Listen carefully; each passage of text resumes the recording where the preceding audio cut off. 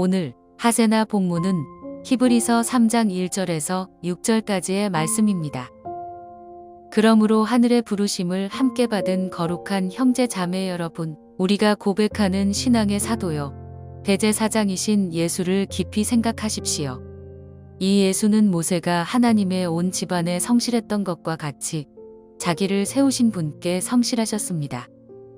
집을 지은 사람이 집보다 더 존귀한 것과 같이 예수는 모세보다 더 큰 영광을 누리기에 합당한 분이십니다. 어떠한 집이든지 어떤 사람이 짓습니다. 그러나 모든 것을 지으신 분은 하나님이십니다. 모세는 하나님께서 장차 말씀하시려는 것을 증언하기 위한 일꾼으로서 하나님의 온 집안 사람에게 성실하였습니다. 그러나 그리스도는 아들로서 하나님의 집안 사람을 성실하게 돌보셨습니다. 우리가 그 소망에 대하여 확신과 자부심을 지니고 있으면 우리는 하나님의 집안 사람입니다. 히브리서가 기록된 시대를 보면 어제 함께 나눈 천사론도 문제였지만 예수 그리스도를 모세와 동등하거나 또는 낮은 존재로 보는 경향도 만연했던 것 같습니다.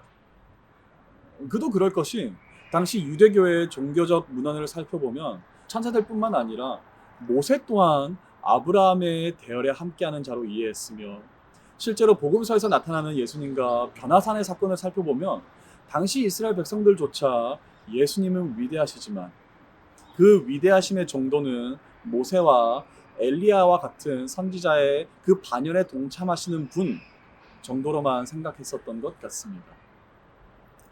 그러나 오늘 히브리서의 저자는 모세는 하나님의 집을 일꾼으로서 성실하게 돌본 사람이었지만 예수님은 하나님의 아들로서 성실하게 하나님의 집안을 돌보았다는 사실을 분명히 말하고 있습니다.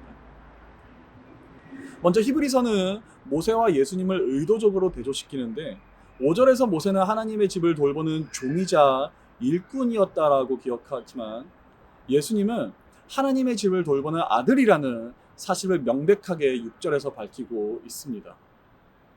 그렇다면 아들은 어떤 사람이며 아들은 종과 달리 도대체 어떤 권리를 누리는 인물일까요? 우리는 여기에 관한 해답을 히브리서 1장에서 발견합니다. 먼저 히브리서 1장 2절을 보면 하나님께서는 그의 아들을 만유의 상속자로 세우셨고 그의 아들을 통하여 온 세상을 지으셨다라고 말씀하십니다. 이와 비슷한 말씀은 우리는 요한복음 1장에서도 볼 수 있는데요.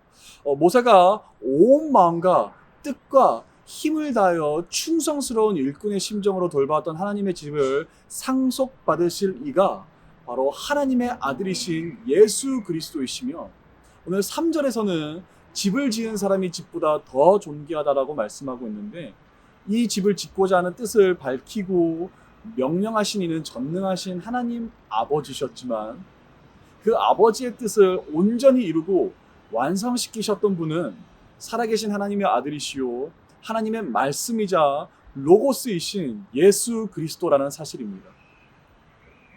따라서 모세가 충성된 일꾼으로 신실하게 돌봐왔던 집의 주인이시요 지으신 이는 바로 다름 아닌 예수님이라는 사실을 히브리서는 말하는 것입니다. 또한 5절에서는 모세는 하나님께서 장차 말씀하시려는 것을 증언하기 위한 일꾼이라고 설명하는데, 모세에게 도달된 하나님의 말씀 또한 아들이신 예수 그리스도를 통해 흘러간 것임을 히브리서는 말하고 있습니다. 우리가 함께 말씀을 보실까요? 히브리서 1장 2절 말씀입니다. 이 모든 날 마지막에는 아들을 통하여 우리에게 말씀하셨으니.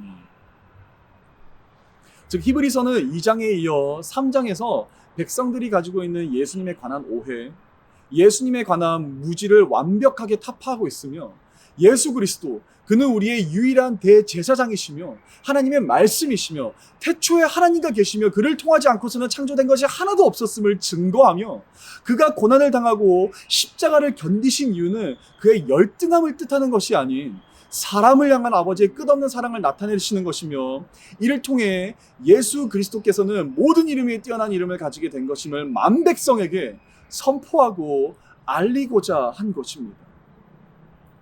그래서 6절의 후반부는 이렇게 기록합니다. 히브리서 3장 6절 말씀. 우리가 그 소망에 대하여 확신과 자부심을 지니고 있으면 우리는 하나님의 집안 사람입니다. 이제는 우리가 하나님의 집으로 불림을 받기 위해선 예수 그리스도를 향한 소망과 확신이 있어야 하는 것이며 자부심을 지니고 있어야 합니다.